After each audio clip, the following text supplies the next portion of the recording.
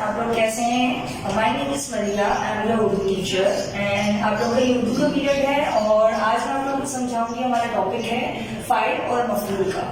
سب سے پہلے میں آپ لوگوں کو بتاتی چلوں گی فاعل اور مفعول ہے کیا. ایکچولی فاعل اور مفعول فعل سے نکلا ہے. فعل کیا ہوتا ہے؟ فعل کسی بھی کام کرنے کو کہا جاتا ہے. فار ایگزامپل انگلش میں اگر ہم بات کریں جیسے کہ فعل جو ہے وہ ورب کو کہتے ہیں. کوئی بھی کام، کوئی بھی ایکشن پرفارم کرنے کو، کسی بھی کام کرنے کو فعل کہتے ہیں. جیسے کہ میں ابھی آپ کو پڑھا رہی ہوں تو پڑھانا جو ہے وہ ایکشن ہے. ہم لوگ کھانا کھاتے ہیں، ہم لوگ باہر گھومنے جاتے ہیں، ہم لوگ کھیلتے ہیں، ہم لوگ کوئی بھی ایکٹیویٹی کر رہے ہیں، ہم لوگ کوئی بھی کام کر رہے ہیں، اسے کہتے ہیں فعل. اب فعل کیا ہوگا؟ فعل کی دو جو مین پارٹس ہیں وہ ہیں فاعل اور مفعول. اب ایکچولی فاعل اور مفعول ہے کیا؟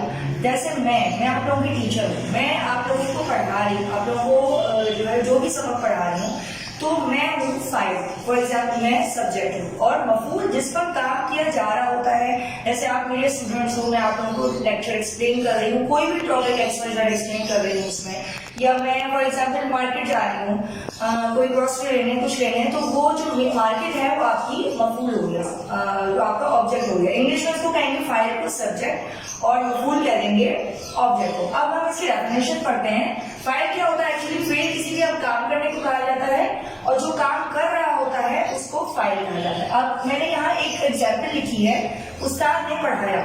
اب یہ جملہ جو ہے وہ انکمپلیٹ ہے. استاد نے پڑھایا، کیا پڑھایا، کس کو پڑھایا، اس میں بھی پورا کمپلیٹ نہیں ہے. ہم اس کو کمپلیٹ اس طرح کریں گے مفعول کے ساتھ کہ جس پر کام کیا جائے. استاد نے بچوں کو سبق پڑھایا. اب استاد ہو گیا فاعل، پڑھایا آپ کا کیا ہو گیا؟ ورب ہو گیا، فعل ہو گیا. اب بیچ میں جو بچوں کو سبق پڑھایا وہ آپ کا کیا ہو گیا؟ مفعول ہو گیا. تو یہ مین کانسیپٹ ہے جو ہمیں کلیئر کرنا ہے. سب سے پہلے آپ کو پتا ہونا چاہیے فعل کیا ہے.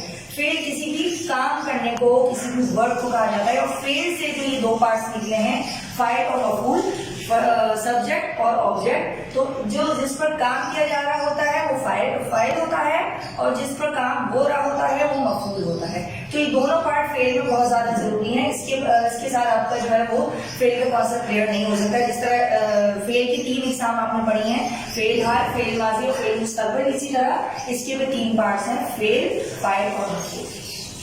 Thank you so much.